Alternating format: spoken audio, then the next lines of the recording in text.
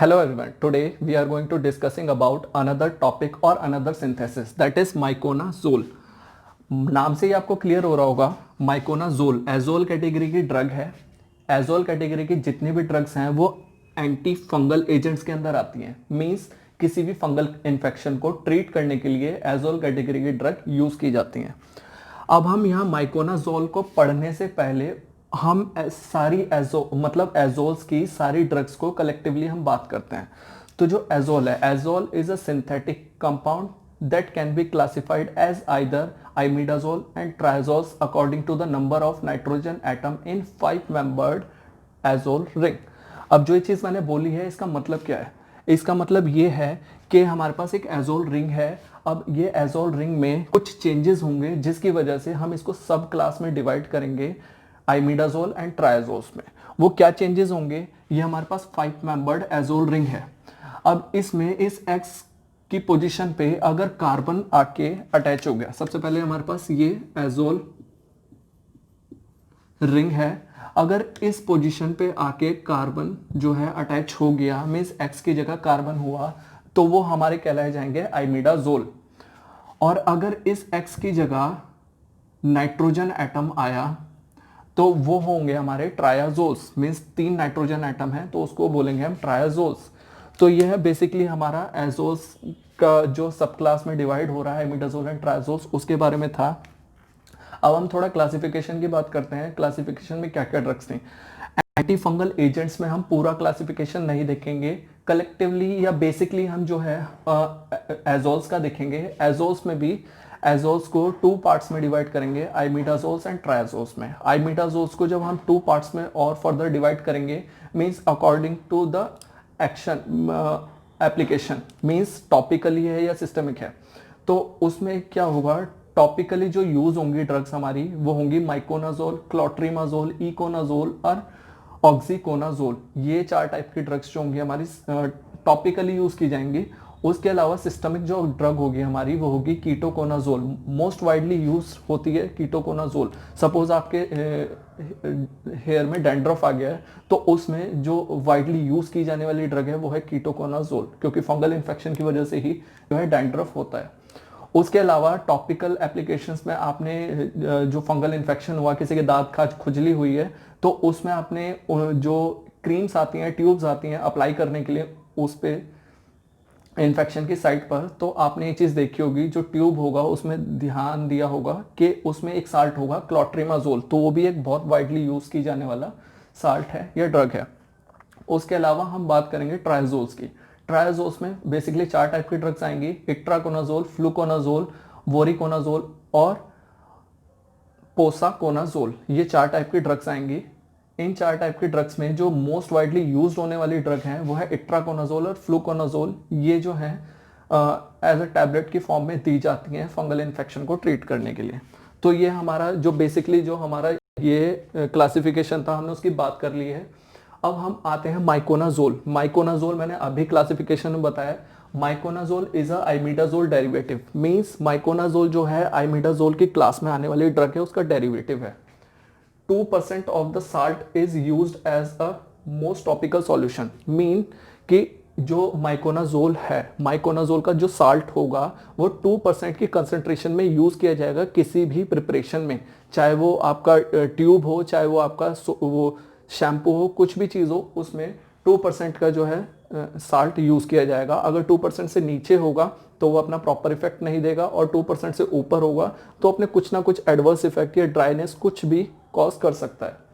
तो बेसिकली हमारा इसका इंट्रोडक्शन था. मैकेनिज्म ऑफ एक्शन की बात करते हैं. मैकेनिज्म ऑफ एक्शन से पहले मैं आपको एक एग्जांपल देता हूँ. सपोज आपके पास कोई एक लड्डू है. लड्डू बनाने से पहले की स्टेप्स पे जाते हैं तो हमारे पास या तो ग्रैन्यूल्स होंगे या पाउडर होगा. उसको हम कंप्रेस करने के बाद उसको राउंड शेप में कन्वर्ट करेंगे, तब जाके वो लड्डू बनेगा. मींस उसके लिए बाइंडर्स यूज होंगे. तो जो हमारी फंगल सेल है, फंगल सेल हमारी कुछ इस टाइप से होगी. उसकी जो सेल मेम्ब्रेन होगी उसमें लिपिड की बाइलेयर होगी.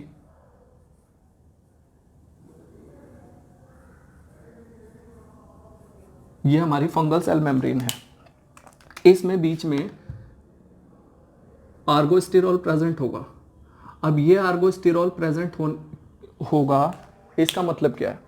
मैंने एक चीज बताई आपको, जो हमारा लड्डू है उसको राउंड शेप में कन्वर्ट करने के लिए अगर उसमें कोई बाइंडर्स प्रेजेंट नहीं होंगे तो वो अच्छे से बाइंड नहीं होगा, राउंड शेप में कन्वर्ट नहीं होगा। उसको राउंड शेप में कन्वर्ट करने के लिए बाइंडर्स की जरूरत है, अदरवाइज वो लड्डू नहीं बनेगा। तो ऐसे ही ये आर्गोस्टिरॉल है, ये इंपॉर्टेंट कंपोनेंट है इसका फंगल सेल मेम्ब्रेन का। ये आर्गोस्टिरॉल क्या है? इस सेल को, ये सेल मेम्ब्रेन ये है, ये आर्गोस्टिरॉल है हमारा, इसको बाइंड करने में हेल्प करता है जिससे कि जो है सेल सरवाइव करती है। अगर ये आर्गोस्टिरॉल नहीं होगा, मींस आर्गोस्टिरॉल नहीं होगा, तो जो सेल मेम्ब्रेन के अंदर के कंटेंट है वो ड्रेन हो जाएंगे और सेल जो है सरवाइव नहीं कर पाएगी। तो बेसिकली जो हमारा मैकेनिज्म ऑफ एक्शन है वो इसी से रिलेटेड है कि जो आर्गोस्टिरॉल है हमारा, उसको सिंथेसिस ही ना हो उसकी, या सिंथेसिस जो है ब्लॉक हो जाए, तो उसके बाद जो हमारा बाइंडर है, बाइंड करने वाला है, मीन्स कॉम्पैक्टली अरेंज करने वाला है, वही नहीं होगा, तो फिर सेल जो है अल्टीमेटली सरवाइव नहीं कर पाएगी। तो जो बेसिक एक्टिविटी है वो ये है कि जो लिनोस्टेरॉल है, लिनोस्टेरॉल आर्गोस्टेरॉल में कन्वर्ट होता है with the help of precursor और एंजाइम लेनोस्टेरॉल 14 डीमिथाइलेज।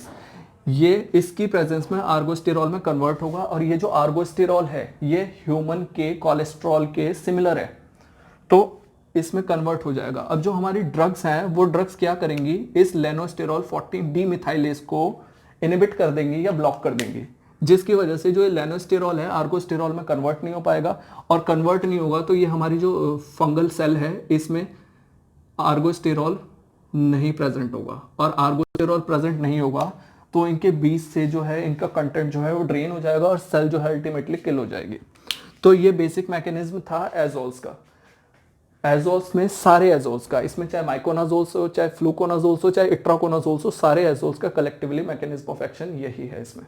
अब हम सिंथेसिस की बात करते हैं, तो सिंथेसिस जो है हमारी माइकोनाजोल की हम बात करेंगे सिंथेसिस में। तो हमारा जो इनिशियल मटेरियल होगा 2,4-डाइक्लोरोएसिटोफिनॉन, ये हमारा इनिशियल मटेरियल होगा। इससे रिएक्शन स्टार्ट होगी, 4 स्टेप्स की रिएक्शन है, बहुत ही इजी रिएक्शन है। तो ये हमारे पास है 2,4-डाइक्लोरोएसिटोफिनॉन। नंबरिंग करते हैं तो यहां से स्टार्ट होगी 1 2 3 4 5 6, ये नंबरिंग हुई है इसकी। तो 2 और 4 सेकेंड पोजीशन पे एंड फोर्थ पोजीशन पे 2 क्लोरीन के ग्रुप हैं, तो 2,4-डाइक्लोरो एसिटो ग्रुप लगा हुआ है, फिनॉन रिंग मींस बेंजीन रिंग के साथ एसिटो ग्रुप लगा हुआ है, तो एसिटोफिनॉन ये हमारा नाम हुआ। अब इसका हम करवाएंगे ब्रोमिनेशन। ब्रोमिनेशन में बेसिकली होगा सिर्फ ये कि जो हमारा CH3 है इसका एक H जो है Br, एक Br के मॉलिक्यूल के साथ बाहर आ जाएगा HBr की फॉर्म में, और एक Br का मॉलिक्यूल इस CH2 के साथ जुड़ जाएगा और वो ये बनाएगा CH2Br। इसका नाम होगा 2,4-डाइक्लोरोफिनाइल एसाइल ब्रोमाइड। वो नाम किस टाइप से होगा? नंबरिंग करेंगे हम इसकी 1 2 3 4 5 6, 2 क्लोरीन के ग्रुप हैं, तो 2,4-डाइक्लोरोफिनाइल रिंग एसाइल ब्रोमाइड ग्रुप, ये तो इसका नाम हुआ 2,4-डाइक्लोरोफिनाइल एसाइल ब्रोमाइड, ये हो गया। अब इसको हम फर्दर रिएक्ट करवाएंगे आइमिडाजोल के साथ। ये आइमिडाजोल न्यूक्लियस है, इसके साथ जब हम रिएक्ट करवाएंगे तो ये हमारा H इस Br के साथ बाहर निकल जाएगा और HBr ये फॉर्म कर लेगा। HBr फॉर्म करने के बाद ये रिंग जो है, ये जो नाइट्रोजन है इस रिंग का, ये एज इट इज इस CH2 के साथ जाके ऐड हो जाएगा और ये हमारा इंटरमीडिएट फॉर्म होगा। पूरे रिंग एज इट इज है, CH2 के साथ ये इतना न्यूक्लियस जाके ऐड हो गया, नाइट्रोजन एटम ऐड हुआ इसके साथ। अब हम इसको फर्दर रिएक्ट करवाएंगे या रिडक्शन करवाएंगे इसका, क्योंकि ये जो हमारा कार्बोनाइल ग्रुप है इसको हाइड्रोक्सी ग्रुप में कन्वर्ट करना है और रिडक्शन करवाएंगे। तो रिडक्शन का बेसिक मीन यही है कि ऑक्सीजन जो है लूज कर देगा और हाइड्रोजन गेन करेगा। तो रिडक्शन करवाएंगे हम इसका सोडियम ब्रोमोहाइड्राइड के साथ। तो इसका जब रिडक्शन करवाएंगे हम, तो रिडक्शन जब होगा इसका, तो ये बेसिकली डबल बॉन्ड टूटेगा और यहाँ पर H आ जाएगा, बाकी एज इट इज जो है पूरी चेन और रिंग ऐसे ही रहेंगे।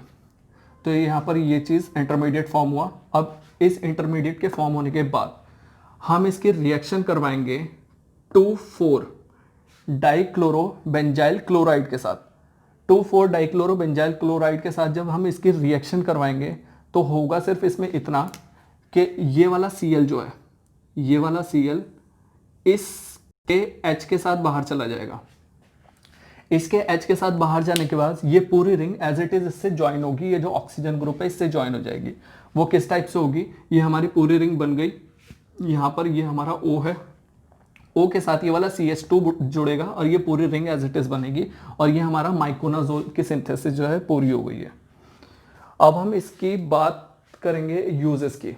यूजेस में हम देखेंगे इसके जो ये हाई एफिकेशियस है, 90% क्योर रेट है इसका, मीन्स बहुत ही हाईली इफेक्टिव है ये, और 90% मोर देन 90% इसका क्योर रेट है, मीन्स ये डिजीज को या फंगल इन्फेक्शन को क्योर करेगी। तो उसके बाद हम ये चीज देखते हैं कि किस किस इन्फेक्शन में ये काम करती है। तो candidiasis, coccidioidomycosis, cryptococcosis and petriellidiosis, paracoccidioidomycosis. Also use की जाती हैं ये म्यूकोक्यूटेनियस कैंडिडियासिस, टीनिया इन्फेक्शंस के लिए और क्यूटेनियस कैंडिडियासिस, इन टाइप के इन्फेक्शंस के लिए माइकोनाजोल जो ड्रग है वो यूज की जाती है। और ये बेसिकली सारे फंगल इन्फेक्शन है, स्किन से रिलेटेड है बहुत सारे, तो इन केसेस में ये ड्रग माइकोनाजोल यूज की जाती है। अब हम इसके एडवर्स इफेक्ट की बात करेंगे। सिंथेटिक कंपाउंड है, कुछ ना कुछ एडवर्स इफेक्ट डालेगा, वैसे तो वेल टॉलरेटेड है, बट कुछ एडवर्स इफेक्ट इसके हैं। थ्रोम्बोफ्लेबाइटिस, थ्रोम्बोफ्लेबाइटिस एक ऐसी कंडीशन होती है, बेसिकली ये लेग्स में होती है। लेग्स में भी ये इंटरनल वेन्स को या एक्सटर्नल वेन्स को जो है ये इफेक्ट करती है। मीन्स इसमें क्या होता है, ब्लड का क्लॉट बन जाता है और ब्लड का क्लॉट बनने के बाद वो जगह को, मीन्स वेन को ब्लॉक कर देता है। ब्लॉक करने के बाद उसमें ब्लू टाइप से दिखाई पड़ती है वो। उसके बाद है प्रूराइटिस। प्रूराइटिस का मीन्स है कि ये कुछ भी ऐसा सेंसेशन, मीन्स ईचिंग हो रही है, बहुत ज़्यादा इरिटेशन हो रही है, इस टाइप का सेंसेशन हो सकता है। Fever and GIT, gastrointestinal upset, इस टाइप की कंडीशन हो सकती है। अब ये इस टाइप की कंडीशन कब हो सकती है, अभी मैंने ये बताया आपको कि टॉपिकल है, तो इस टाइप की कंडीशन क्यों हो रही है, ये तब होगी जब हम इसका सिस्टमिक एडमिनिस्ट्रेशन करेंगे तब। अदरवाइज ये कंडीशन नहीं होगी। अगर हम इसको टॉपिकली यूज कर रहे हैं तो टॉपिकली में सिर्फ स्किन इरिटेशन होती है आफ्टर ईच एप्लीकेशन, मीन्स जब आप इसको अप्लाई करेंगे तब इसकी हर एप्लीकेशन में जो बहुत ज़्यादा सेंसिटिव है जिनकी स्किन, उसमें आपको इरिटेशन फील हो सकती है। और मोस्ट ऑफ द केसेस देखा गया है कि जो वेजाइना के पास कोई भी इन्फेक्शन हो तो उसमें अगर वहाँ पर यूज़ की जा रही है ये इस टाइप की ड्रग, तो वेजाइनल इरिटेशन कॉज हो सकती है बहुत ज़्यादा फ्रिक्वेंटली, मीन्स बहुत ज़्यादा देखी गई है जो वेजाइनल इरिटेशन कॉज करता है। तो now that's all for today. अगर आपको वीडियो अच्छी लगी हो तो इसको लाइक करें, शेयर करें और चैनल को सब्सक्राइब करें। Thank you.